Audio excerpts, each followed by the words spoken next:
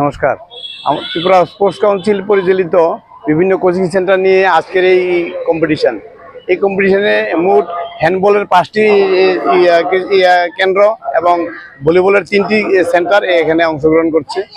সবার আমাদের একটাই উদ্দেশ্য, স্পোর্টস কাউন্সিলের একটাই উদ্দেশ্য, বিভিন্ন গ্রামেগঞ্জে বিভিন্ন প্রান্তে ত্রিপুরার যে বিভিন্ন মাঠগুলোতে খেলা প্লেয়ারের খুব শর্ট।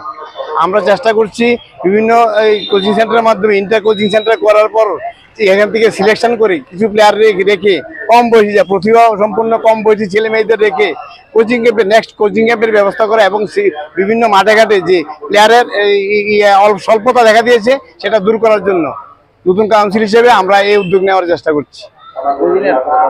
2 দিনের প্রোগ্রাম 24 এবং 25 তারিখ মহিলা পুরুষ উভয় বিভাগের। হ্যান্ডবলে ছেলেদের বিভাগে 5টি দল, মেয়েদের 3টি দল। ভলিবলে ছেলেদের 3টি দল, মেয়েদের 2টি দল। হ্যাঁ, আমার পরিচয় Biman Deb, convener inter player centre committee এবং মেম্বার ত্রিপুরা স্পোর্টস কাউন্সিল।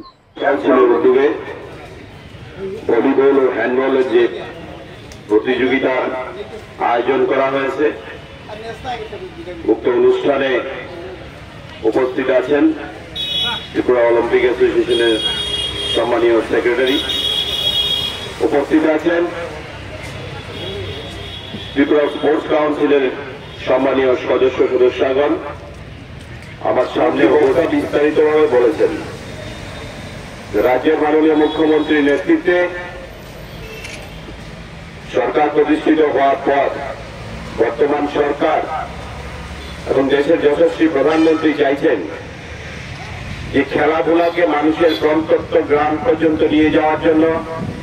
তার জন্য আপনারা দেখেছেন খেলো ইন্ডিয়া থেকে শুরু করে বিভিন্ন প্রকল্পের মাধ্যমে খেলাধুলাকে আরো জনপ্রিয় করার জন্য বিভিন্ন উদ্যোগ গ্রহণ করেছেন।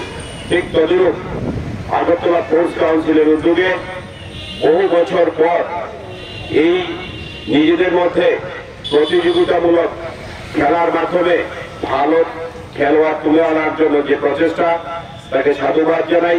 তার পাশাপাশি এই খেলায় যারা অংশগ্রহণ করছেন প্রত্যেকের কাছে আবেদন রাখবো, এক ত্রিপুরা সুস্থ ত্রিপুরা গড়ে তোলার লক্ষ্যে প্রত্যেকেই খেলাধুলাকে নিজের মতো করে মাঠে থেকে আগামী দিনে রাজ্যের নাম দেশের বাইরে এবং দেশের ভেতরে করার জন্য আপনারা প্রচেষ্ট থাকবেন। তার পাশাপাশি খেলাধুলা হচ্ছে আমাদের এরকম একটা জিনিস যার মাধ্যমে নিজের শরীর মন সবকিছুকে সুস্থ রাখা যায়। এখানে অনেক আমার সিনিয়র দাদারা আছেন যারা দীর্ঘদিন এ রাজ্যের প্লেয়ার ছিলেন, বর্তমানে স্পোর্টস কাউন্সিল এবং বিভিন্ন দায়িত্বে আছেন। তো তার জন্য তাদেরকে দেখেও তাদেরকে অনুসরণ করেও যারা আজকে এখানে খেলতে কম্পিটিশনে এসেছেন প্রত্যেকের উচিত যে আগামী দিনে আমরাও এই চেয়ারে বসার জন্য এই রাজ্যের খেলাধুলাকে আরো এগিয়ে নেওয়ার জন্য আমরা নিজেদেরকে নিয়োজিত করব। তার পাশাপাশি আমাদের শিক্ষাও থাকবে এবং শিক্ষা, স্বাস্থ্য, খেলাধুলা 3টে যখন একসঙ্গে থাকে তখন একটা মানুষ সুস্থ মানুষ থাকে। আর সুস্থ মানুষ নিয়ে এই রাজ্যে একটা সুস্থ ত্রিপুরা গড়ার কাজে আপনারা অংশগ্রহণ করতে পারবেন। এবং তার পাশাপাশি রাজ্যের মাননীয় মুখ্যমন্ত্রীর নেতৃত্বে এক ত্রিপুরা শ্রেষ্ঠ ত্রিপুরা গড়ার যে কাজ, যে কর্মকাণ্ড চলছে তাতেও আপনাদের অংশগ্রহণ থাকবে এই আশা করে সবাইকে অনেক অনেক ধন্যবাদ, নমস্কার জানিয়ে আমার বক্তব্য শেষ করছি।